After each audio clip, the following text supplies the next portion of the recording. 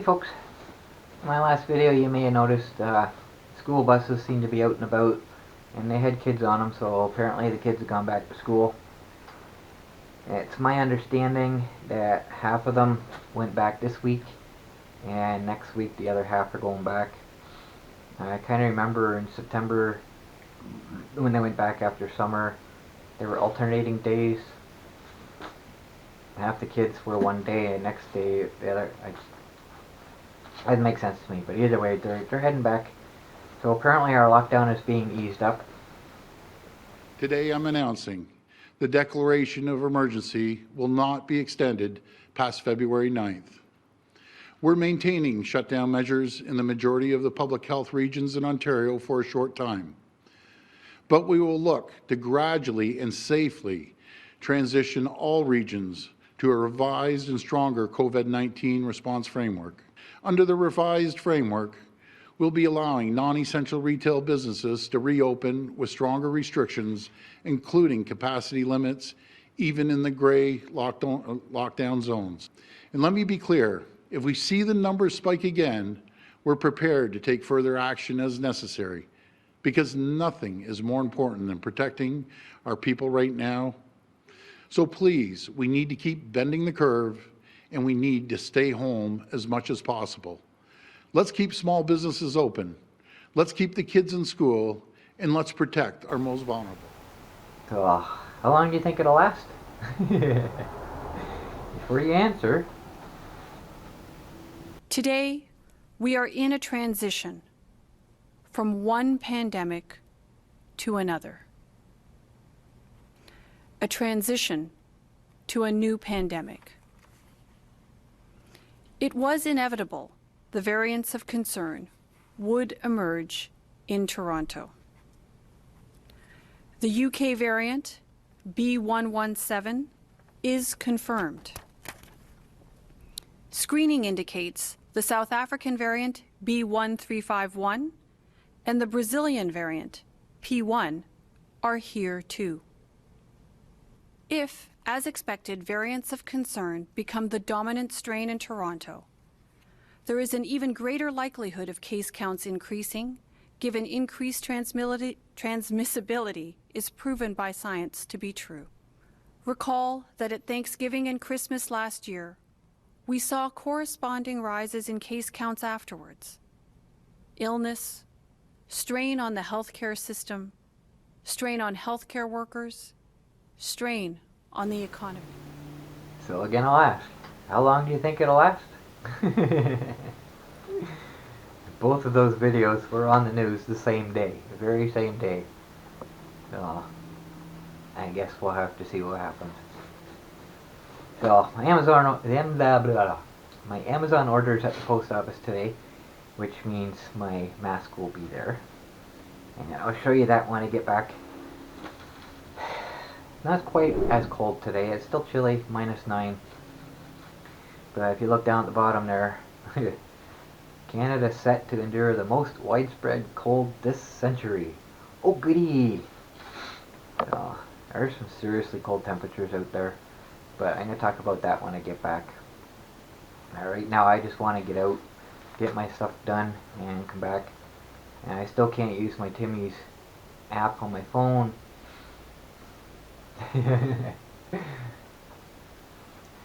Still trying to get that worked out. So I gotta head out, and I gotta stop at the pharmacy for Ken. I gotta stop at the post office, obviously. I gotta go to Value Mart, and I gotta go to Timmy's. I don't think I'm gonna do anything else. I kind of don't want to put too much stress on the transaxle right now. I'll talk more about that later. So I'll head out and get some stuff done.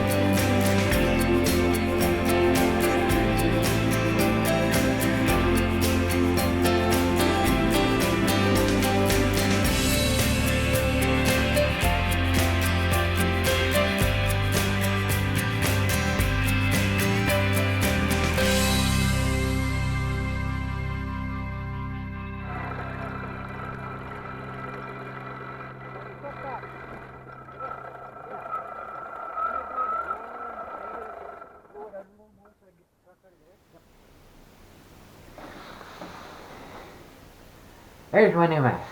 Yeah. It's kinda Canada flag-ish. I'd prefer it if it had the maple leaf in the center and red on both sides and white, but looked more like an official flag, but it's okay. I'll wear it. I don't mind. So, interesting things with the monster here.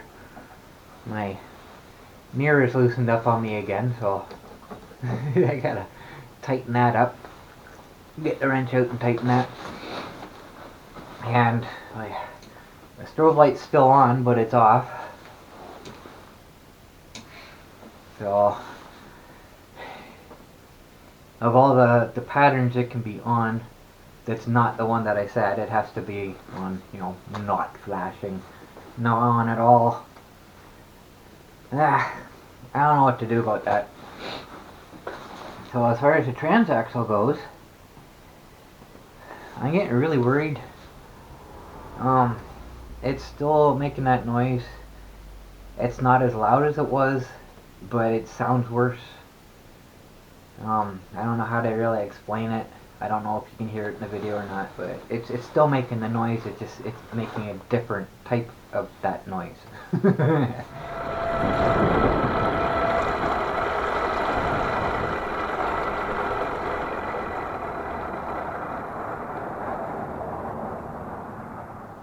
I'm getting kind of worried. So hopefully when this warmer weather gets here, I don't know, we'll see.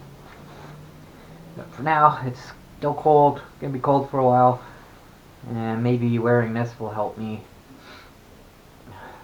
fight the cold. We are so lucky here.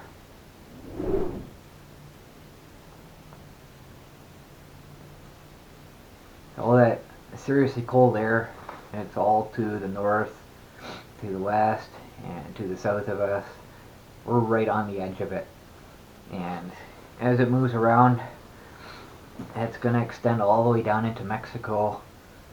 But for the most part, it's not going to hit us. We're going to stay right on the edge of it, or just outside the edge of it.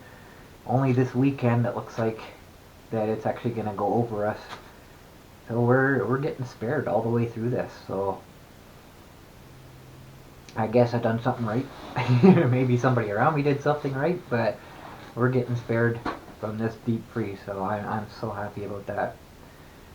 But looking at the 14-day forecast, like I say, this weekend's gonna be pretty chilly. After that, everything, starting to warm up again. Yeah. Well, for us anyway. Yeah, I say some places in the States they're experiencing colder temperatures than I've seen in years, and some places colder than I've ever seen. So, yeah, one place in northern Canada experienced minus 51 degrees Celsius the other day. That's minus 60 Fahrenheit, folks. Can you imagine that? It would actually hurt to breathe that air. So, but for us, we got the 14-day forecast has a lot of snow icons in it. And it seems we have a lot more, or we have more, I don't know about a lot more, but we have more snow on the way. Potentially a lot with the next storm coming. All right, now here we are taking a look at that European model. Take a look at how much snowfall is expected over the next few days, heading into, I guess, about 7 days from now. So over the next week, given that there's going to be a few minor snowstorms and probably at least one major snowstorm there, look at all the purples. That's where you're at about 6 to 10 inches of snow. And then within those pinks, that's where we're at about 10 to 20 inches of snow. And even those kind of teal pastel shades there for West Virginia, Maryland, and through southern Pennsylvania as well. That's where we're at about 20 inches plus. So there's a ton of snowfall expected according to this European model. Will the other models agree? Let's take a look at the GFS model, and it has even more, way more, for different regions, but really it has, 20 inches to 30 inches to even 30 inches plus here for the Ohio Valley, and then in through the interior northeastern United States there, where we have 30 inches plus. This could be a very, very snowy 7 days here for many, many regions here. All right, very widespread pinks as well. I mean, super interesting pattern we're heading into. And then the Canadian model has pretty much the least amount of snowfall out of any of these. But take a look at how different the locations are. We're taking a look at the upper Midwest, mostly seeing a lot of the snowfall here. There is a lot for the Ohio Valley and the Northeast, but really it's just so different on each of these models. Every single one is so different. So my confidence is at about rock bottom for any of this. We know that there will be snowfall. It's just everything else is basically a question mark at this point. European ensemble model, as you can see, it does have that area in purple basically in its crosshairs, as you can see. So West Virginia up through Northern Virginia, the Delmarva, Maryland, DC, Pennsylvania, New Jersey, New York, and then Southern New England there. All of those areas is where it pretty much is eyeballing the potential for a major snowstorm. It's very typical for an ensemble model to call for less snowfall than the deterministic model, so don't pay too much attention to those amounts. It will likely be a lot more snowfall than that. This is multiple opinions all put together. Here's our GFS ensemble model, and look at the difference. We can see the Ohio Valley getting a ton more snowfall here than what the European model was calling for. And then this more eastern region of that snowfall is much further northward, as you can see. So for Pennsylvania up through New York and then in through New England, it doesn't really have those Northern Virginia, DC, Maryland, Delmarva regions really seeing quite as much snowfall. It takes it much further north than that. So we have multiple opinions, but we do know there will be snowfall. Very interesting pattern we find ourselves in here. I love this about weather when it's really just a huge question mark and we have to figure it out together. I guess we'll have to wait and see what happens. So, regarding my health,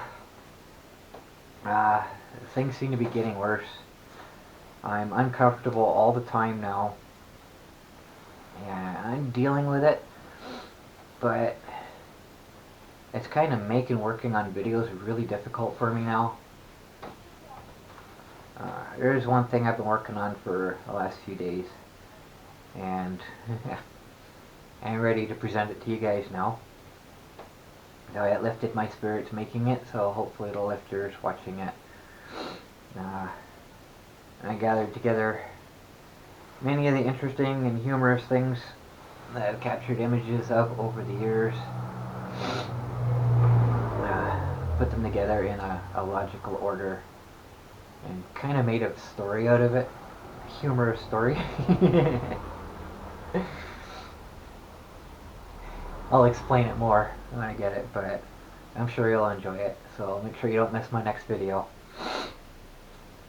So, in the meantime, I'll leave you with an interesting way to enjoy these frigid temperatures. Thanks for watching, guys. What are you doing, Lyle? I'm gonna go sledding!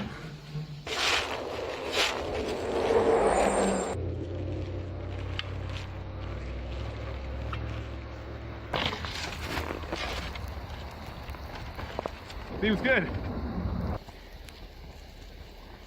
Ready? Oh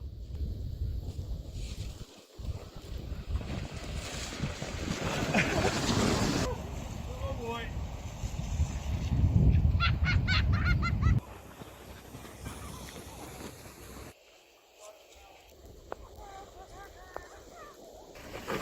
Whoa, come on!